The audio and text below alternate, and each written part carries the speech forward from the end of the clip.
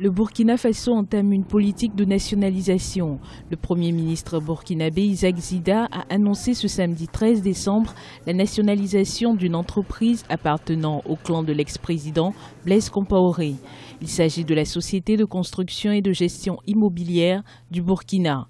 Cette annonce intervient alors que le taux de croissance a été revu à la baisse, passant à 5,1% au lieu des 6,8% initialement prévus pour 2014.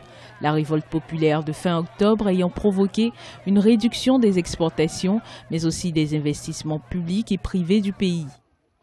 Vous avez demandé la nationalisation de certaines sociétés que nous connaissons tous. Le ministre de l'Habitat a reçu des instructions pour nommer un directeur général de la Socogib.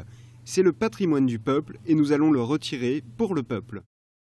Cette opération concerne essentiellement les entreprises ayant appartenu à l'ancien gouvernement. Une nationalisation qui pourrait permettre de lutter contre l'impunité et la corruption.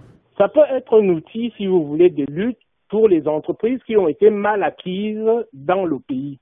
Ce n'est pas une mauvaise procédure non plus, parce que l'État, par la suite, a la possibilité de pouvoir les revendre, ces entreprises-là, au privé et attirer, comment dirais-je, un cash qui permettrait éventuellement de financer d'autres secteurs économiques. La nationalisation, dans ce cas-là non plus, n'est pas une mauvaise chose puisque ça constituerait des nationalisations temporaires.